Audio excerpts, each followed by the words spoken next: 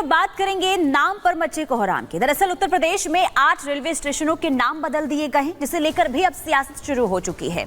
महान विभूतियों को सम्मान दिया गया, लेकिन इसे लेकर अखिलेश यादव ने ट्वीट किया है। अब ट्वीट में क्या कुछ लिखा गया है, रिपोर्ट के जरिए आपको दिखाते हैं।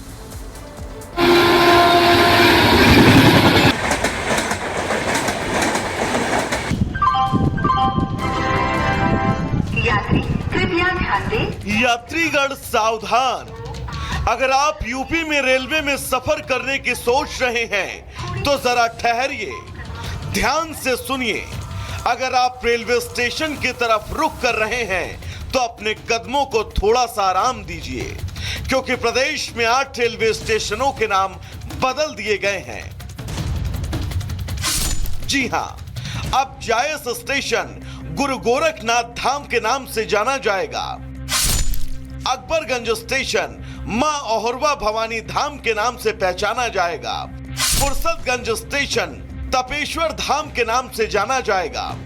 वाशिरगंज हॉट स्टेशन अमर शहीद भाले सुल्तान के नाम से अब विख्यात होगा। निहालगढ़ स्टेशन महाराजा बिजली पासी स्टेशन के नाम से जाना जाएगा। बनी रेलवे स्टेशन स्वामी परमहंस स्टेशन के नाम से पहचाना जाएगा। मिसरौली स्टेशन मां कालिकन धाम के नाम से जाना जाएगा। Kasimpur hot station Jais city के नाम से पहचाना जाएगा। यात्री कृपया ध्यान दें। ये वो नए स्टेशन के नाम होंगे जिन पर अब आपकी गाड़ी रुकेगी, लेकिन महान विभूतियों और आदर्शों के नाम से स्टेशन के नाम किए जाने के बाद कुछ राजनेताओं की रुकी हुई सियासी गाड़ी जरूर चल पड़ी, और सबसे पहले मिर्ची लगी है सपा सुप्रीमो अखिलेश यादव को, और इनको मिर्ची लगना तय भी था। अखिलेश ने ट्वीट करते हुए लिखा, भाजपा सरकार से आग्रह है कि रेलवे स्टेशनों के सिर्फ नाम नहीं, हालात बदले, और जब नाम बदलने से फुर्सत मिल जाए तो रिकॉर्ड कायम करते रेल एक्सीडेंट्स के हादसों के रोकथाम के लिए भी कुछ समय निकालकर विचार करें। अखिलेश यादव का यह ट्वीट बिल्कुल साफ दर्शाता है कि उन्हें इन नामों से परहेज है। शायद उन्हें परहेज है अमर शहीद भाले सुल्तान के नाम से, उन्हें चिढ़न है महाराजा बिजली पासी के नाम से, उन्हें दर्द है स्वामी परमहंस के नाम से, उन्हें परेशानी है गुरु गोरखनाथ धाम के नाम से। लेकिन सियासत में कहते हैं ना कि दिल की बात आप लाख क्यों ना छुपा लो, जुबान पर आ जाती है। और अखिलेश का ये ट्वीट भी इसी तरफ इशारा कर रहा है, और ये ट्वीट इस तरफ भी इशारा कर रहा है कि उनकी मोहब्बत आखिर किन किन नामों से है। खैर, प्रदेश में 10 सीटों पर उपचुनाव होने हैं और अखिलेश को अपने कोर वोट बैंक को मजबूत भी करना है, और शायद यही वजह है इन पुराने नामों से मोहब्बत की। Bureau report, Republic Bharat.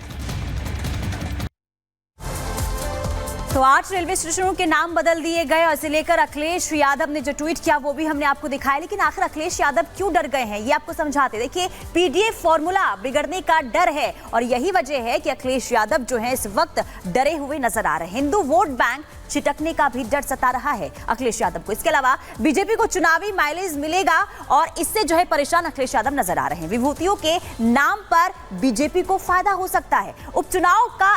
उपचुनाव होने वाले 10 सीटों पर इस पर जो है असर देखने को मिलेगा। इसके अलावा अमेठी में कांग्रेस की कमजोर होने का भी खतरा अखिलेश यादव को सता रहा है। इंडी के कमजोर होने का भी खतरा बना हुआ है, और यही वजह है कि बार बार कोई भी मुद्दा होता है उसे भुनाने की अखिलेश यादव जो है पुरजोर कोशिश करते हैं। चलिए अब आगे बढ़ते हैं, अब नजर डाल लेते हैं देश दुनिया की तमाम बड़ी खबरों पर 2 मिनट में भारत के जरिए।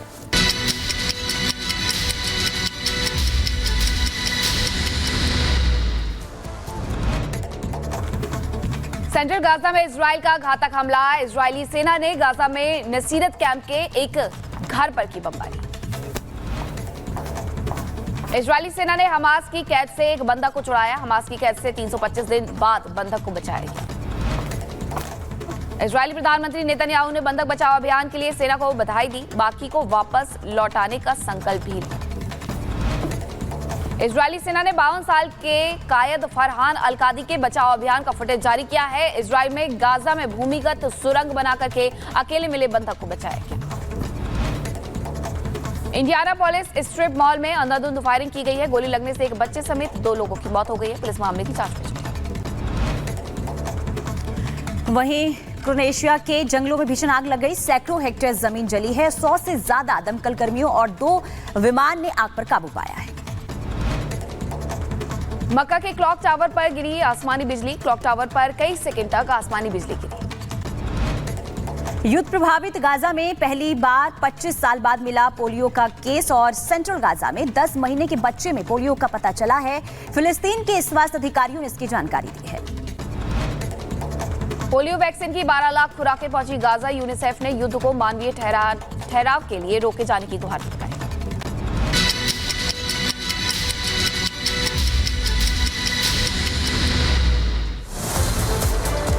तो 2 मिनट में दुनिया के जरिए हमने दुनिया की तमाम बड़ी खबरें आप तक पहुंचाई, लेकिन वक्त फिलहाल यहाँ हो चुका है एक छोटे से ब्रेक का। कहीं मत जाइएगा, देखते रहिए रिपब्लिक भारत।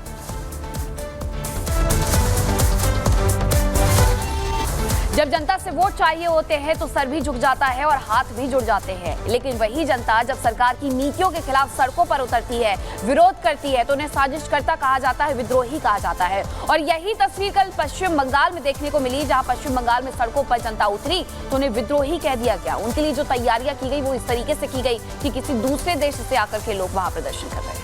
बिल्कुल, देखिए कोलकाता में ट्रेन डॉक्टर के साथ पहले रेप, इसके बाद हत्या जो की गई, इसके बाद लोगों में जबरदस्त तरीके से गुस्सा देखने को मिल रहा है। और यही गुस्सा कल कोलकाता की सड़कों पर भी दिखाई दिया, जब इंसाफ की मांग के लिए छात्र सड़कों पर उतर आए। लेकिन पुलिस ने उनके साथ किस तरीके से बर्बरता की है और क्या हालात उस वक्त बने गए जब छात्रों को पुलिस की तरफ से रोका गया, आपको रिपोर्ट के जरिए दिखाते हैं।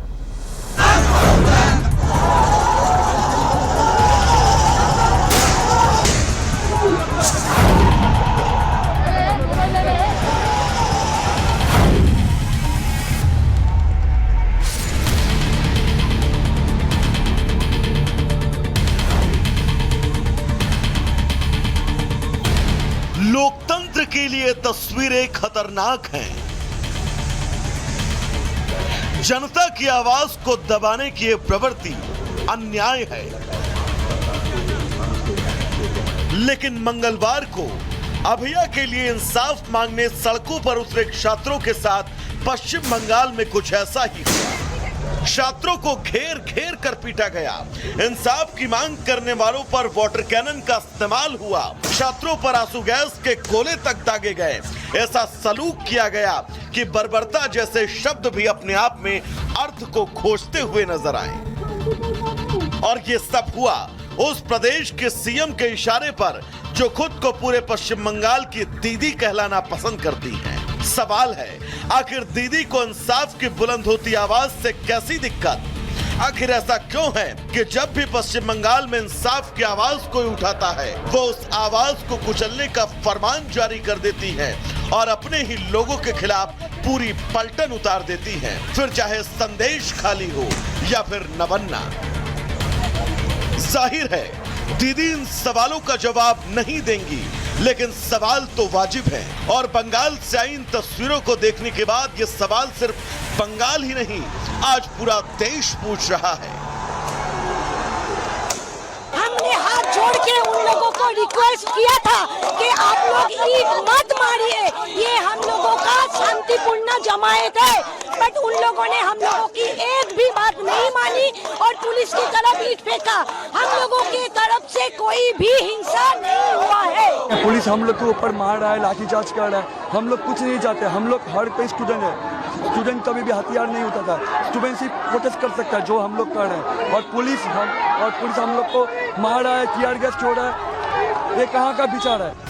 हैरानी ये है कि जिस मार्च को कुचलने के लिए दीदी ने 6000 पुलिस वालों की फौज सड़क पर उतार दी, छात्रों को नवन्ना अभियान के तहत मार्च निकालने की परमिशन कलकत्ता हाईकोर्ट ने दी थी।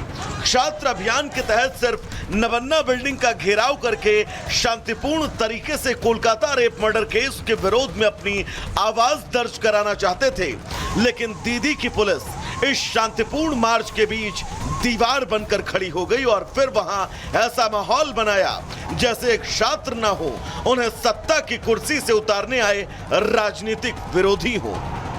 उसके बाद जो हुआ, पूरे देश ने देखा। छात्र अन्याय के खिलाफ सवाल पूछते रहे और दीदी की पुलिस जवाब में लाठियां भांजती रही। In the context of the peaceful protest announced by the student community of West Bengal tomorrow and the reported suppression of the protest by certain instructions from the government, I would urge upon the government to remember the strong pronouncement of the Honorable Supreme Court of India. Let not the power of the state of West Bengal be unleashed on peaceful protesters. Democracy can have silent majority, not silenced majority, not silenced majority. Remember that. लेकिन दीदी को इन बातों से कोई फर्क नहीं पड़ता। Bengal police ने तमाम आरोपों के बीच मंगलवार को ही छात्रों की रैली को गैरकानूनी बताकर इन तमाम आरोपों से ही अपना पल्ला झाड़ लिया। लेकिन बीजेपी बंगाल सरकार के इस रवैये से बिदक गई। जब देश की